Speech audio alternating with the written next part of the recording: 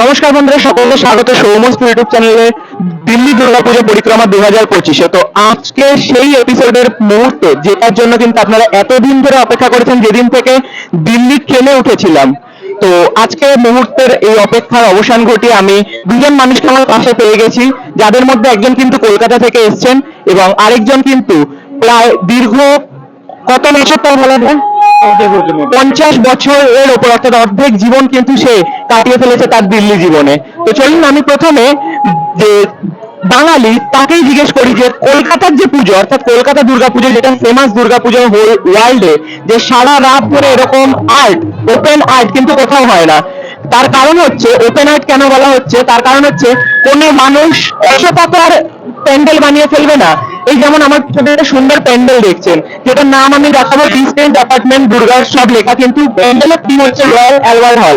অর্থাৎ royal Albert হল যেটাই যাওয়ার কিন্তু ইচ্ছা প্রত্যেকটা মানুষের জীবনে থাকে, সেখানে গিয়ে প্রোগ্রাম করবে, এটাও কিন্তু জীবনে থাকে তাদের ইচ্ছা। এই ইচ্ছা শক্তিকে কিন্তু দূরে করার জন্যই তাদের এই যে ইচ্ছা শক্তি, সেই ইচ্ছা শক্তি কিন্তু ফুটিয়ে তুলেছে। কিন্তু কেন, লাভ কি তাদের?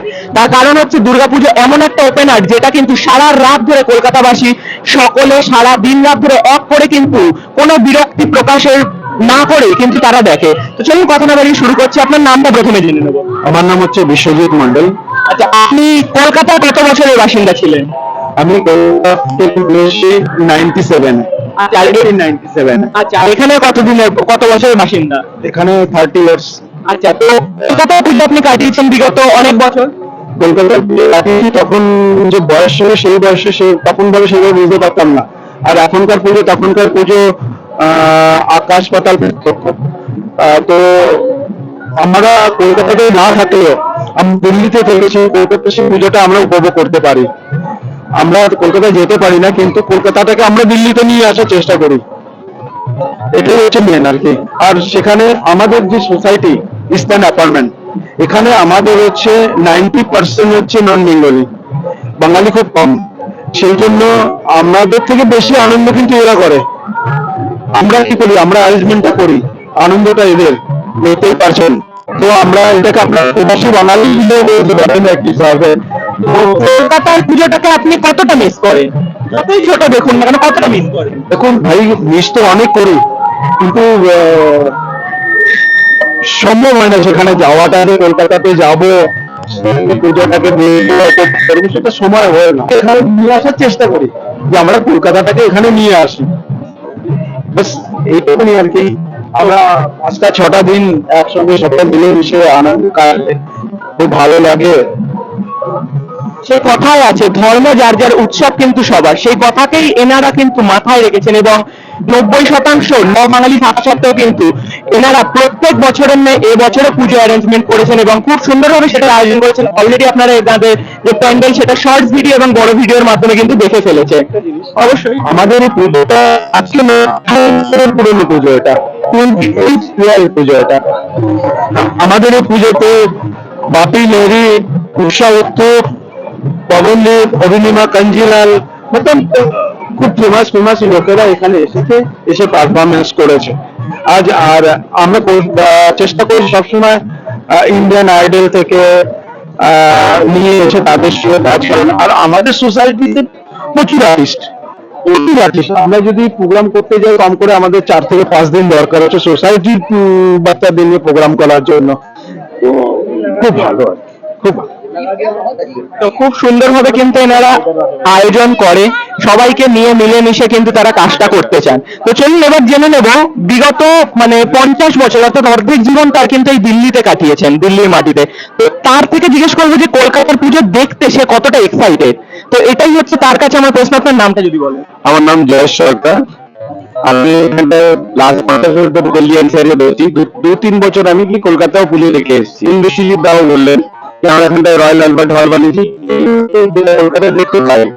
সেম ক্রিয়েটিভিটিটা এখানটা আনার জন্য অনেক কষ্ট হয়, চেষ্টা করা হয়। ওয়েস্ট বেঙ্গল থেকে থেকে আমরা ট্যালেন্ট গুলো নিয়ে আসি, যারা নিজেরা শিখেছে, মেয়েতে করেছে। সব থেকে ভালো জিনিস আছে কি, এখানটায় সব 90% যদি বলি বাইরের দেশ থেকে এসছে, আমাদের নর্থ ইস্ট ওয়েস্ট সব একসঙ্গে মিলে সবাই কন্ট্রিবিউট করে, সব একদম নিজেরা এসে কন্ট্রিবিউশন দেয়। আমরা কোনদিন এমনি বলি নাকি দিতে হবে ওইসব জিনিস, তারাই দেয় কি আমাদের এটা হয়। আর বাঙালিদের নামটা অনেক উঁচু হচ্ছে তাই ওদের মধ্যে। আর আমরা কালচারাল প্রোগ্রামটাও একটা ইম্পর্টেন্স দিই, তো সেটা তো একটা জিনিস আছে কি, তখন ইন্টারনাল ট্যালেন্ট গুলো হয়। বিশ্বজিৎ খুব ভালো প্রোগ্রাম করিয়েছেন, এবারে নিজেই renowned Kathak dancer, awarded Kathak dancer আছেন উনি। অনেকগুলো বাচ্চাদের সব এজ গ্রুপে করিয়েছেন, মানে ছোট বাচ্চা from 3 year to 7 years, 15 years to 20 years, 70 years.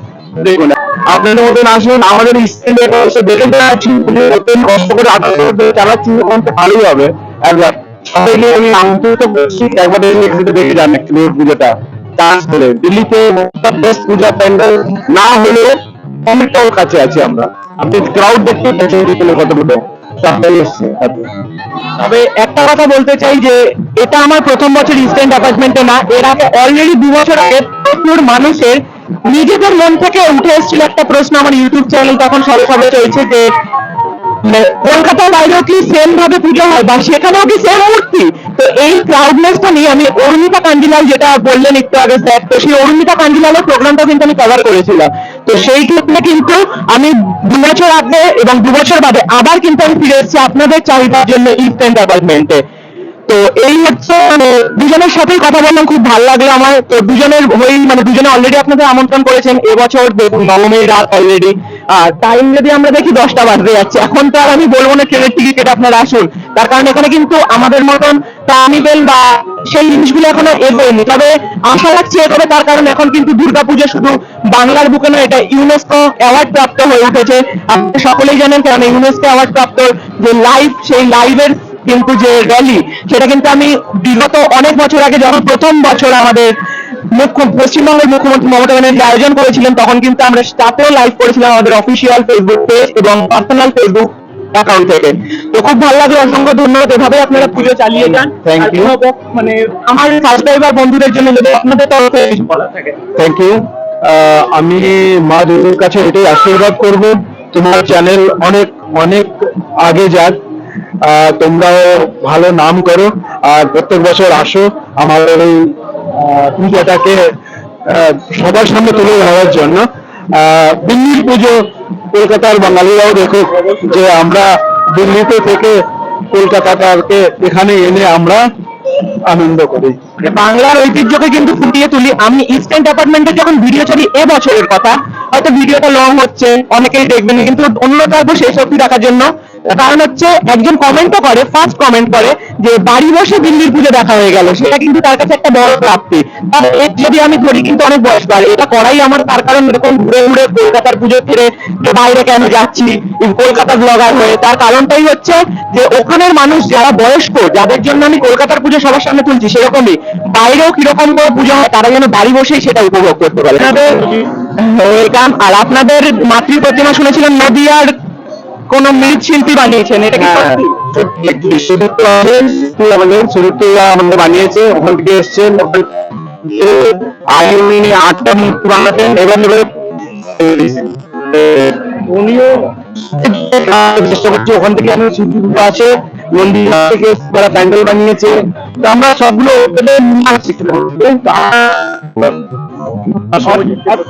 অর্থাৎ আপনারা কিন্তু দেখতে পাচ্ছেন এই যে অস্ট্রেলিয়ায় ঠাকুর যাচ্ছে, আমরা কুমোরটুলি থেকে দেখতে পাচ্ছি, কিন্তু একটা কথা ভাবুন, এই যে ইউএসএ, অস্ট্রেলিয়া সব জায়গায় যাচ্ছে একরকম, কিন্তু এই যে দিল্লিতে আসছে বা বোম্বেতে যাচ্ছে, এগুলো কিন্তু খুব একটা কভার হয় না।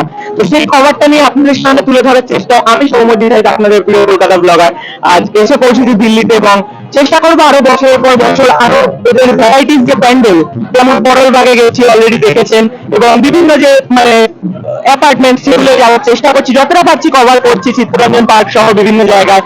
তো দেখতে থাকুন আমার ভিডিও, আরো ক্লিপ আসবে, আরো এখানের আবাসনের দেখি কজনের সাথে কথা বলা যায়, কারণ সবাই খুব আনন্দ করছে, আর আজকের রাত শেষ রাত, অর্থাৎ কিন্তু বুঝতেই পারছেন যে এরপর কিন্তু দুঃখের দিন শুরু হচ্ছে, আবার সবার normal Jibon.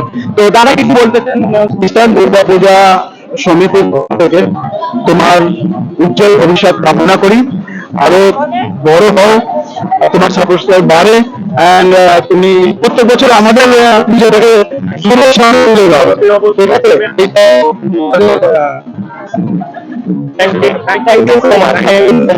Thank you so much.